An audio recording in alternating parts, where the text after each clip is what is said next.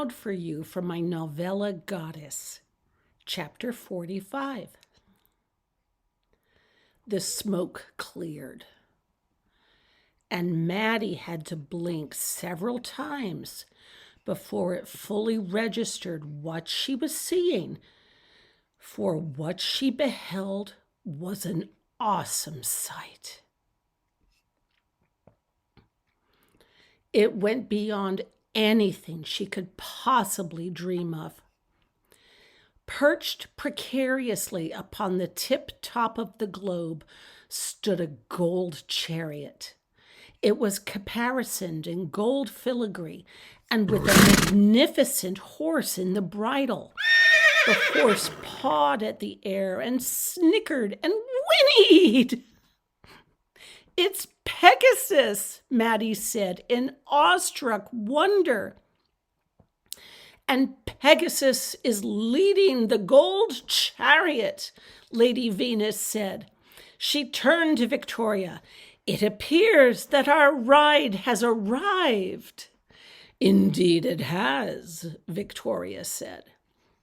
Still holding Maddie in her arms, Lady Venus leaped up and into the chariot, and Victoria jumped lightly up into the chariot as well, and took hold of the reins and flicked them.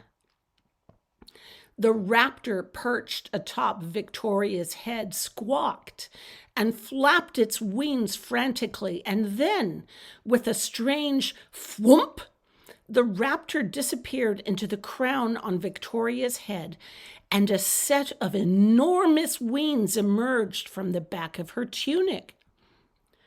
Maddie watched in dumbstruck amazement as Victoria's wings unfurled and unfolded in undulating layers of a gossamer-like silk, until she resembled not so much a statue anymore, but a fantastical bird of prey herself.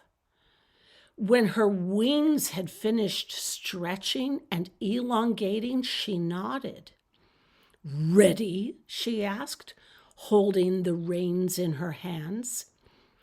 Lady Venus, who'd been holding Maddie in her arms, set her down in front of her in the chariot and behind Victoria, and kept a protective hold on her shoulders. "What's the plan here?" Maddie asked, growing frantic. "What are we doing here?" Lady Venus grinned. "Ever so ready." "Ladies," Maddie asked, "what's happening? Can someone please explain the process here?" Lady Venus smiled as Victoria lifted the reins aloft, cried out, "Aloft, Pegasus!"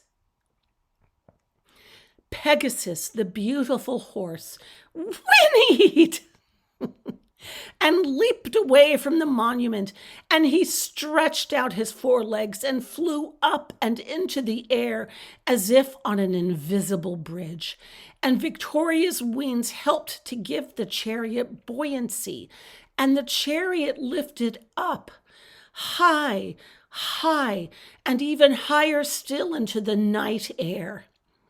A gust of wind buffeted the chariot. It bobbled a little, and the chariot dropped several hundred feet with Maddie screaming in terror.